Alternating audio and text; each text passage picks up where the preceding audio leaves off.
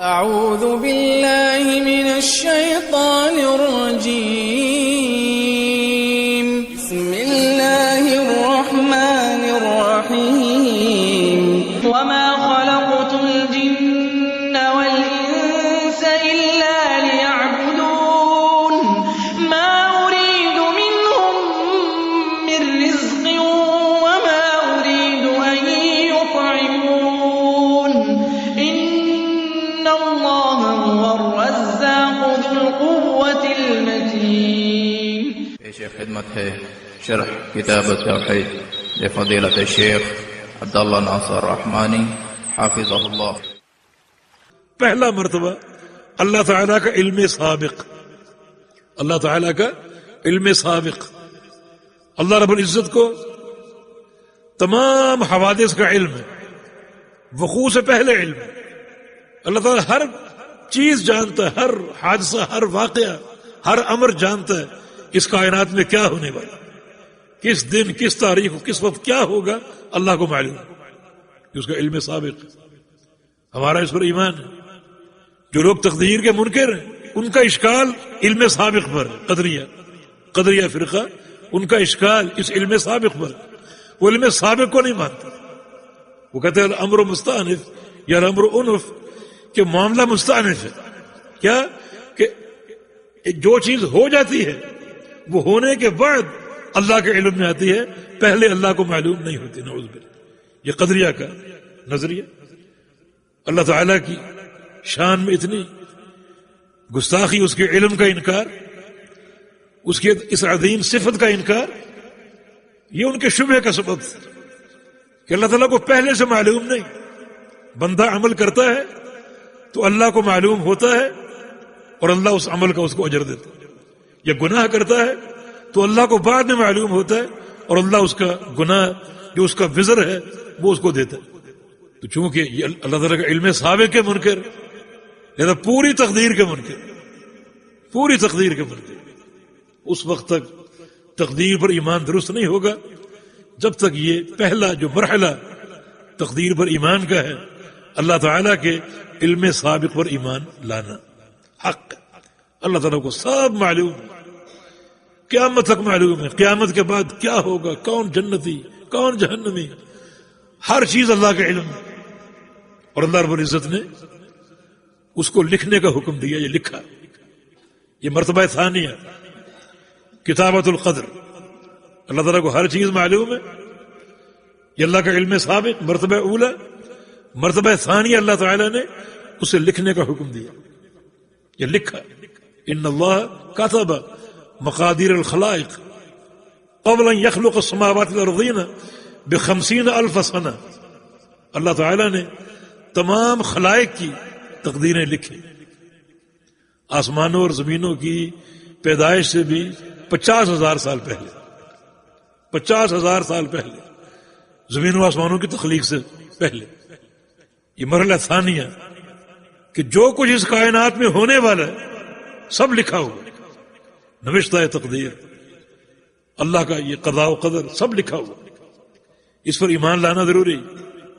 تیسرا مرحلہ یہ ہے کہ اب اس کائنات میں جو کچھ ہو رہا ہے وہ اس لکھے ہوئے کے مطابق ہو رہا ہے. جو کچھ ہو رہا ہے لکھے ہوئے کے مطابق ہو رہا ہے. یعنی جو اللہ تعالیٰ کا علم ہے، جو لکھنے کا حکم دیا، یہ سب اس کے مطابق ہو رہا ہے. یہ سب اللہ کی خلق ہے، اللہ تعالیٰ کا امر ہے، اس کی مشیت اور اس کا اختیار ہے.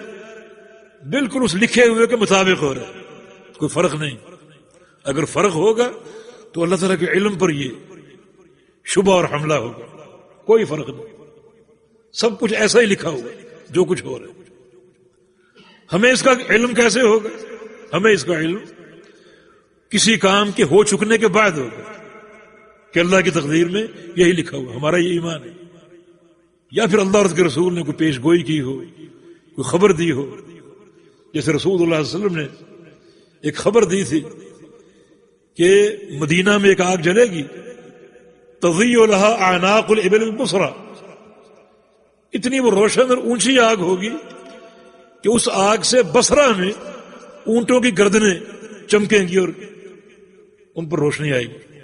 مدینے کی آگ کی روشنی بصرہ میں آئے گی اور اونٹوں کی گردنیں اس سے چمکیں گی. اور غالباً 6 ہجری کے واقعات میں البدایہ والنہایہ میں حافظ ابن کثیر نے اس آگ کا ذکر کیا کہ قافلے میں کچھ لوگ جا رہے تھے اونٹوں پر اور انہیں اونٹوں کی گردنوں پر روشنی دیکھی. تو یہ حق ہے، ان حدیثوں پر ہمارا ایمان ہے کہ رسول اللہ صلی اللہ علیہ وسلم نے جو پیش گوئیاں فرمائی ہیں وہ ساری ہوں گی. تو تقدیر کا ہمیں علم کیسے ہوگا؟ کسی بھی چیز کے ہو چکنے کے بعد، اور یا پھر اللہ اور اس کے رسول کی خبر ہو. ہمارا اس خبر پر ایمان ہے کہ ایسا ہو کر رہے گا. بعض اوقات اس کی ایک تاریخ متعین ہوتی ہے، جسے نبی علیہ السلام نے فرمایا تھا جنگ بدر والے دن کہ ھذا مسرع فلان الغد انشاءاللہ، کہ کل یہاں فلاں کافر کی لاش گرے گی. آپ نے تعین فرمایا یہاں فلاں کافر گرے گا، یہاں فلاں گرے گا. حضرت عمر فرماتے ہیں کہ اگلے دن میں نے دیکھا اور وہی کافر گرے ہوئے تھے جہاں اللہ کے پیغمبر صلی اللہ علیہ وسلم نے نشاندہی فرمائی تھی. تمہارا اس پر ایمان ہے. یہ تقدیر کی معرفت کا کہ 2 طریقے یا 2 راستے. اور چوتھا مرحلہ یہ ہے کہ جو کچھ ہو رہا ہے آپ یہ نہ سمجھیں کہ یہ نوشتہ تقدیر کی مجبوری کی بنا پر ہو رہا ہے. نہیں، جو کچھ ہو رہا ہے اللہ تعالیٰ کی مشیت کے مطابق ہو رہا ہے، اس کی مشیت کے خلاف نہیں. اس کی مشیت بھی یہی ہے. جو کچھ ہو رہا ہے اس لیے نہیں ہو رہا کہ چونکہ لکھا جا چکا لہذا مجبوراً ایسا ہو، نہیں، یہ پروردگار کی مشیت کے مطابق. تو قدریہ تقدیر کے منکر تھے اور ان کا انکار پہلے مرحلے پر تھا، یعنی اللہ تعالیٰ کے علم سابق کا انکار. ان کا مقابلہ جبریہ نے کیا. وہ کہتے ہیں کہ دیوار پہ گیند مارو جتنی قوت سے اتنی طاقت سے وہ آپ کے پاس واپس آئے گی. تو جبریہ نے بھی قدریہ کا مقابلہ اسی طاقت سے کیا، اور قدریہ نے آخری مرحلے کا انکار کیا. علم سابق کو بھی مانا، اللہ کی خلق کو مانا، کتابت کو مانا، آخری مرحلے کا انکار کیا. آخری مرحلہ کیا ہے کہ سب اللہ کی مشیت کے مطابق ہو رہا ہے، اللہ تعالیٰ کی مشیت کے مطابق ہو رہا ہے. انہوں نے اس مشیت کو ایسا مانا کہ ہر بندے کو تقدیر کے آگے مجبور محض بنا دیا کہ بندہ جو کچھ کر رہا ہے نوشتہ تقدیر سے مجبور ہو کر رہا ہے. اس کا اپنا کوئی اختیار نہیں، اس کا اپنے اختیار کو کوئی عمل دخل نہیں. وہ کہتے جیسے ہوا چلتی ہے درخت کے پتے ہلتے ہیں، اس میں پتوں کا کوئی اختیار نہیں. یا ایک شخص راشا کا مریض ہو جائے تو اس کے ہاتھ ہلتے رہتے ہیں، اس کے اختیار سے نہیں بلکہ یہ اس کا مرض ہے، یہ اس کا اضطرار ہے. تو بندہ جو کچھ کر رہا ہے، کوئی بندہ گھر سے نکلتا ہے اور کہاں جاتا ہے؟ مسجد میں. کوئی گھر سے نکلتا ہے اور کہاں جاتا ہے؟ شراب خانے میں. مسجد میں آنے والا بھی نوشتہ تقدیر پر مجبور ہے اور شراب خانے میں جانے والا بھی نوشتہ تقدیر پر مجبور ہے. بندے کا اپنا کوئی اختیار نہیں. یہ قدریہ کو انہوں نے رد کیا، تمام مراحل کو مانا. آخری مرحلے میں انہوں نے شبہات داخل کر دی اور گمراہ ہو گئے. قدریہ بھی گمراہ ہیں اور جبریہ بھی گمراہ ہیں. بحمد اہل سنہ کا عقیدہ بالکل کتاب و سنت سے ماخوذ ہے. ان کا چاروں مراحل پر ایمان ہے. اور جہاں تک چوتھا مرحلہ اللہ تعالیٰ کی مشیت کا ہے تو یہاں تقدیر کی 2 قسمیں. ایک ہے تقدیر سارے امور میں، خلق ہو، اماتہ ہو، احیاء ہو، کسی کو پیدا کرنا، کسی کو مارنا، روزی کی تقسیم، کسی کا مالدار ہونا، کسی کا غریب ہونا. ان سارے اعمال میں تقدیر جو ہے اللہ تعالیٰ کا فیصلہ، یہ سارے اس کی مشیت کے ساتھ. کیا ہوگا؟ جو اللہ چاہے گا. کون شخص کب پیدا ہوگا؟ جب اللہ چاہے گا. کب مرے گا؟ جب اللہ چاہے گا. کتنا کھائے گا؟ جتنا اللہ چاہے گا. مالدار ہوگا اللہ کی مشیت سے، غریب ہوگا اللہ تعالیٰ کی مشیت سے. یہ سارے امور مشیت کے تحت. لیکن جو امر ہدایت ہے، امر ہدایت اللہ تعالیٰ نے بندوں کو اختیار دیا. انبیاء کو بھیجا، مرسلین کو بھیجا، رسل مبشرین و منذرین لئلا یکون للناس علی اللہ حجۃ بعد الرسل. ہم نے انبیاء کو مبعوث کیا، ڈرانے والے، خوشخبری دینے والے، جنت کا ذکر کرنے والے، جہنم کا ذکر کرنے والے، اللہ تعالیٰ کے وعدوں کی خوشخبری دینے والے اور اس کے وعیدوں کا خوف لوگوں کو دلانے والے تاکہ انبیاء کی بعثت کے بعد لوگوں کی اللہ تعالیٰ پر کوئی حجت باقی نہ رہے. حجت انبیاء کی بعثت سے تمام ہو گئی. یہاں ایک اور نقطہ ہے کہ اللہ کی حجت تمام ہوئی انبیاء کے ذریعے، کسی اور ذریعے سے نہیں. لہٰذا اگر تم اپنی برادری کو پکڑے بیٹھے ہو کہ برادری جو کہے وہ ٹھیک ہے، تو یاد رکھو اللہ کی حجت کسی برادری سے پوری نہیں ہوتی. اگر تم کسی شیخ کو پکڑے بیٹھے ہو کہ جو یہ کہے وہ درست ہے اور پورے دین کی عمارت اس کے سر پہ قائم ہے، تو اللہ کی حجت کسی شیخ سے پوری نہیں ہوئی. کوئی امام، کوئی پیر کہ اس کی ہر بات ماننی ہے، یہ بات یاد رکھ لو، اللہ تعالیٰ کی حجت اپنے تمام بندوں پر ان میں سے کسی کے ذریعے پوری نہیں ہوئی. رسولوں سے پوری ہوئی.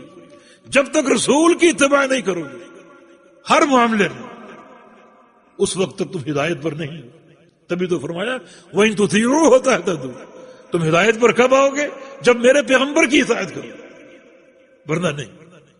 تو رسول انبیاء بھیجے، انہوں نے پورا تعارف کرایا جنت کا راستہ، جہنم کا راستہ، اور لوگوں کو یہاں اختیار دیا. اِنَّا هَدَيْنَاهُ السَّبِيلَ إِمَّا شَاكِرًا وَإِمَّا كَفُورًا.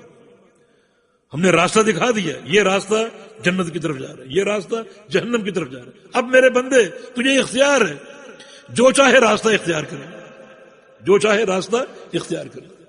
اب جو بندہ اپنے اختیار سے، اپنی خوشی سے جنت کا راستہ اختیار کرے گا وہ جنتی، اور جو اپنے اختیار سے جہنم کی راہ پر چلے گا وہ جہنمی. تو سوال یہ ہے کہ اختیار جو راستے کا اختیار ہے، اس میں اللہ کی مشیت نہیں؟ اس میں بھی ہے، اختیار موجود ہے، مگر بندہ جو اختیار کرے گا وہ اللہ کی مشیت سے باہر نہیں ہوگا. قل ان الامر کلہ للہ، سارا امر، سارا اختیار اللہ کے پاس. بندے کا کوئی راستہ اختیار کرنا اپنی مرضی سے ہے، مگر اس کی یہ مرضی بھی اللہ کی مشیت کے تحت ہے. لمن شاء منکم یستقیم وما تشاءون الا ان یشاء اللہ رب العالمین. تم میں سے جو چاہے سیدھا راستہ اختیار کر لے، لیکن تم کون سا راستہ اختیار کرو گے؟ جو اللہ چاہے گا. تمہارا کسی راستے کو اختیار کرنا اللہ کی مشیت سے باہر نہیں ہے. معاملہ یہ ہے کہ اللہ تعالیٰ نے رسول بھیجے، انبیاء بھیجے، ان کی دعوت ہم تک پہنچی، ہمیں اختیار دیا گیا، کوئی پابندی نہیں. لا اکراہ فی الدین، کوئی پابندی نہیں. دعوت ہمارے سامنے آ گئی، ہم قبول کریں یا نہ کریں اپنی مرضی سے، لیکن جو مرضی ہماری ہوگی وہ پروردگار کی مشیت سے خارج نہیں. اللہ تعالیٰ جنت کا خالق ہے اور جہنم کا خالق ہے. اللہ تعالیٰ جانتا ہے کہ جنت کا اہل کون ہے. فلاں شخص کو اللہ کی مشیت سے ہدایت مل گئی، مانا وہ جنتی ہے. کیوں؟ فلاں شخص کو اللہ کی مشیت سے ہدایت نہیں ملی، مانا وہ جہنمی ہے. کیوں؟ بس یہاں نبی علیہ السلام کی حدیث اذا ذکر القدر فامسکوا، جب تقدیر پر بات چلتے چلتے جہاں تک بات آ جائے خاموش ہو جائے. یہ اللہ کا راز، یہ اللہ کا راز. قیامت کے دن کھلے گی، ممکن کہ فلاں جنت کا حل کیوں ہے اور فلاں جہنم کا حل کیوں ہے، لیکن اختیار میں بندے کی مرضی شامل. امیر المومن عمر بن خطاب نے عرض کیا تھا یا رسول اللہ ففیم العمل، جب جنتیوں جہنمیوں کے فیصلے ہو چکے ہیں عمل ہم کیوں کریں؟ افلا نتکل علی کتابنا، اپنی تقدیر پر بھروسہ کر کے بیٹھ جائیں، عمل کیوں کریں؟ فرمایا کہ اعملوا فکل میسر لما خلق له، عمل کرو، عمل کرو. ہر شخص جس گھر کے لیے پیدا کیا گیا ہے اس گھر کے مطابق چلایا گیا ہے. جنت کے لیے پیدا کیا گیا تو جنت والے عمل اس پر آسان ہو جاتے ہیں، اور جہنم کے لیے پیدا کیا گیا تو جہنم والے عمل اس کے لیے آسان ہو جاتے ہیں. تو اعملوا میں بندے کی مرضی ہے، اعملوا، عمل کرو، عمل سے رکاوٹ نہیں، عمل کرو، بندے کی مرضی ہے. اور کل میسر، ہر شخص کا میسر ہونا، اس کے لیے آسانی پیدا کیا جانا، یہ اللہ کی مشیت، یہ اللہ تعالیٰ کی مشیت. اہل سنہ کا عقیدہ بالکل وسط، ایک طرف قدریہ کا انکار، ایک طرف مرجیہ کا انکار. اہل سنہ کا عقیدہ وسط بین القدریہ والجبریہ. تو یہ تقدیر کے 4 مراحل، ان پر ایمان لانا ضروری. اگر کسی مرحلے کا انکار کرو گے تو تقدیر پر ایمان درست نہیں ہو، اور زیادہ باتیں بھی نہ کرو۔ وہب بن منبہ کا قول ہے کہ اعلم الناس بالقدر اسکتهم فی، کہ تقدیر کا سب سے بڑا عالم وہ ہے جو تقدیر کے معاملے میں سب سے خاموش ہے، زیادہ باتیں نہ کرے۔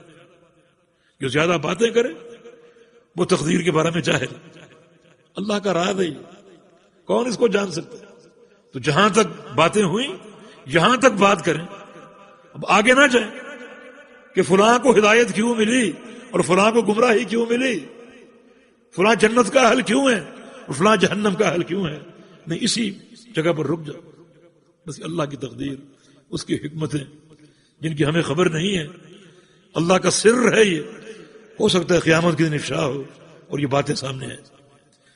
تو یہ 4 مراحل پر ایمان لانا ضروری ہے۔ وتعاونوا على البر والتقوى ولا تعاونوا على الإثم والعدوان واتقوا الله إن الله شديد العقاب